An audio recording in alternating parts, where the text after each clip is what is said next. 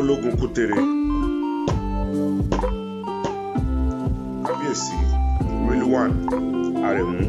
Oṣuọlálé Babátúndé Akínolú a máa rọ̀ yín lóyè àárọ̀ yín lóyè a máa dìtún nìyí ọ̀nà tá a fi máa dìtún yín ó máa yà yín lẹ́nu ó lè dàbí nǹkan tí ó máa difficult láti ṣe títorí a lè má lè ṣe legally ṣùgbọ́n a fi ìṣẹ̀ṣe a fi orò a fi lóyún torí ẹ kì í ṣe bàbá tó dáa ẹ ń ṣe ọba tó dáa ẹ nífẹ̀ẹ́ àwọn aráàlú yìí ẹ nífẹ̀ẹ́ Èkó ẹ dẹ̀ nífẹ̀ẹ́ àwọn tí ẹ jọba lé ní orí pẹ̀lú gbogbo ohun tó ṣẹlẹ̀ àwọn èèyàn ń wò pé bóyá àgbàlagbà ní pé ẹ bá máa fi jáde ẹ pé àwọn aráàlú ẹ pé àwọn òjòyè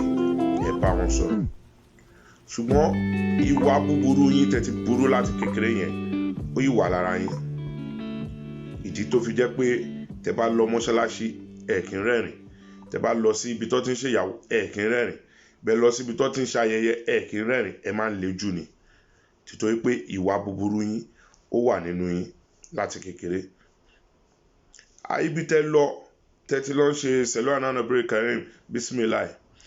ní kẹ́ má ṣe sẹ̀lọ́ ànánàbírí karim ní kẹ́ má ṣe bisimilahi ẹ ní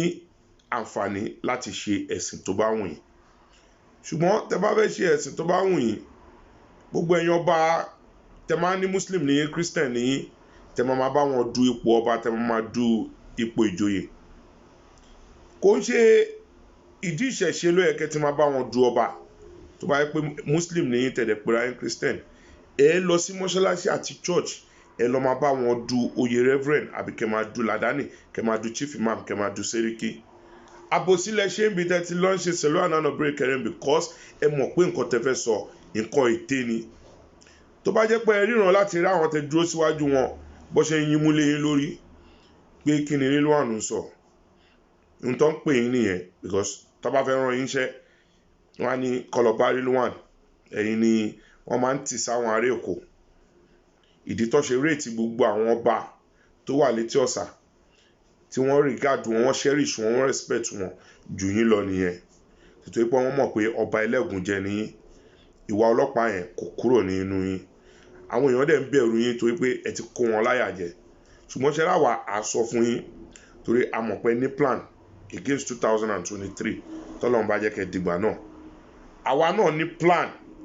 á dìtró ní á fi orò á fi lé yín tẹ́ bá jáde àbí táwọn ọmọ yín kọ̀ọ̀kan jáde tí wọ́n wá dá sí tẹ́ wá dá sí ọ̀rọ̀ politics torí ọ̀rọ̀ politics lẹ́ lọ́ ń sọ níbi tẹ́ ti ń sọ pé Sanwó-Olú dáṣì yín lówó is not about sharing money is not about ẹ̀yin lẹ́ advice àwọn politician ẹ̀yin tó yẹ pọ́lọ́pàá ní yín ẹ̀yin tó ó jẹ́ kó tùdí yín ìgbà tẹ àwọn létẹ ní Dolphin Estate àti létẹ ní Berkeley àbí Arárọ̀mí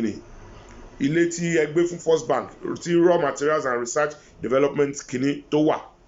ó yẹ kó tùdí yín ṣé sálárì yín nídìí ọlọ́pàá lẹ́tí àkwáyà owó tí ẹ fi kó àwọn kìíní yẹn jọ kẹ́ tó jọba ẹ̀yin dúró ẹ̀ advice àwọn politician pé it's not about sharing money ẹ wá ní Sanwó-Olú ó fún yín ní owó ẹ̀mẹ́ta nínú ọdún kan ló ti fún yín lówó ẹ ń ṣe bàbá tó dáa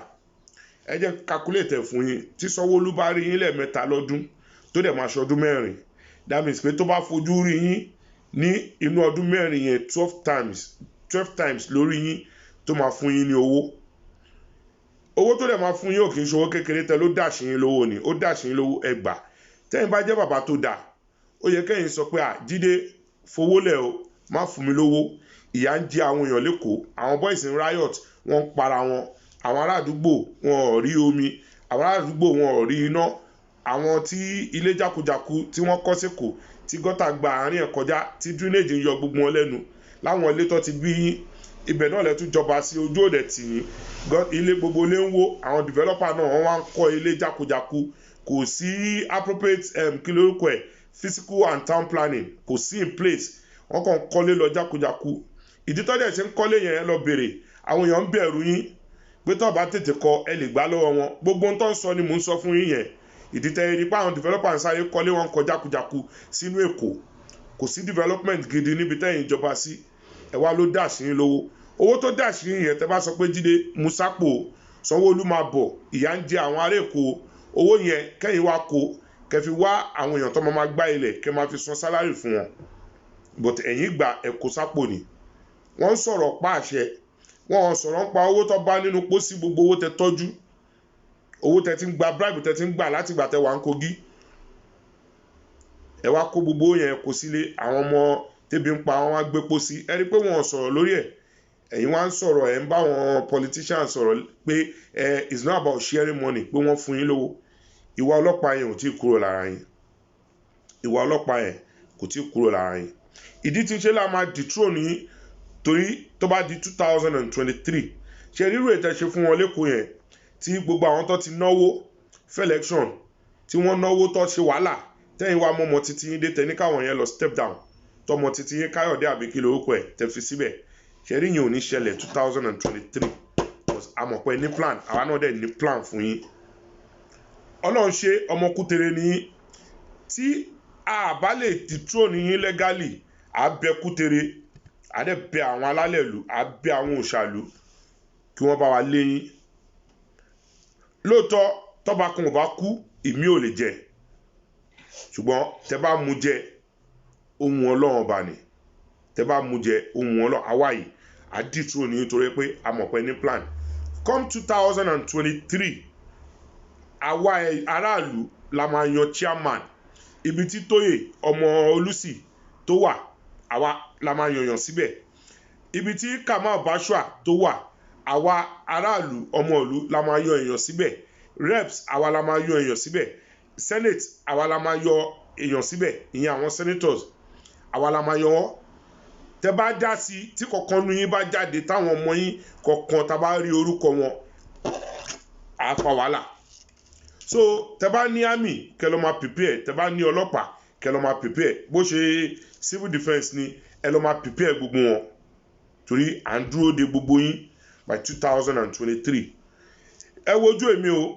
kò sí police station tẹ́mi ò tí ì sùn lẹ́kọ̀ọ́ mo ti sùn central mo sùn lion building mo sùn Kamselem mo sùn Nìkan police station so tó bá yẹ pé Kàfàǹṣà fẹ́ gbé mi lọ ẹ lọ máa prepare 2023 ààrẹ nìyí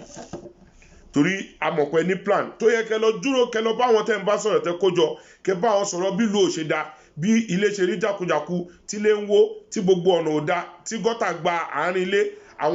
àwọn èèyàn kò sí drainage kò sí kankan ẹ̀yin wá dúró ẹ̀ sọ pé it's not about sharing money wọ́n dàṣí lówó ṣó yẹ kó dàṣí adúrú yín lówó kẹgbà ládúró owó tẹ́ ti ní ládúró gbogbo nǹkan tí ó bá sí pé olè ọ̀kánjúà ọbẹ̀ èkó ìgà tẹ́wà yẹn ẹ̀yin kọ́ lẹ ní aráàlú ló ní ìgà ẹ̀yin kọ́ lẹ ní ẹ̀kọ́ lè má túnṣe kẹ́ máa renovate ẹ̀ tí ọba mi fi máa dé ṣe rí tí ọba mi that is tẹ́ bá wọ àjà tí àbá dethrone ní tọ́ba mi bá dé ọba mẹ́wàá ìgbà mẹ́wàá bẹ́yìn náà ṣe lé àwọn family papa bẹ́ẹ̀ ṣe lé wọn jáde náà la ṣe máa gbá ẹsẹ̀ àwọn family títí náà la máa gbá síta ẹ ń ṣe bàbá gidi mò ń sọ fún yín àwọn ọmọ ń para wọn lẹ́pẹ̀tẹ̀dò wọ́n ń para wọn lókè súnà wọ́n ń para wọn ní kílò orúkọ ẹ̀ pétì wọ́n ń para wọn ní gbogbo ọ̀nọ́là gbogbo àgàràwù rí kankan ṣe sí ẹ lọ bèrè ìgbà oko fájì tí pápá wà láyé táwọn oko fájì ń bá òkè súnà jà tax force ni wọ́n kó wá wọ́n bá ní oko fájì ni wọ́n bá ní oko fájì òun ni Wàsíù fi ń kọrin fún wọn pé káàbọ̀ oko fájì tàjòdè káàbọ̀ same thing ní Láfíàjì àti pétì tákíndélé ìjà kíndélé pápá tún task force lọ kó wọ̀lú gbogbo ọkùnrin àdúgbò ni wọ́n kó lọ́jọ́ náà lọ́hùn wọn ò lọ police station wọn ò lọ court Ìkòyí prison everybody ti bára wọn ẹ̀yin wọn wá ń jàbọ̀ torí ìjẹkújẹ ẹ̀ lè sọ̀rọ̀ ẹ̀ ní wọ́n dàṣì yín lówó ẹ̀ ń gbà ṣé ohun tó kàn nìyẹn ẹ wo inú ìlú yín bó ṣe rí àwa ń sọ fún yín ni à ń sọ fún yín ẹ má wọrí tó bá di 2023 a mọ̀ pé ní plan ẹ jẹ́ ká ra àwọn ọmọ yín níta àbí kẹ́ mú anybody kẹ́lẹ́ ẹ nominate àbí select anybody ẹ kẹ́ wá wo ohun tó máa ṣẹlẹ̀ lẹ́kọ̀ọ́ ńgbà yẹn kọ́lọ́ ń lọ́rẹ̀ mi kó lọ́rẹ̀ mi àwa náà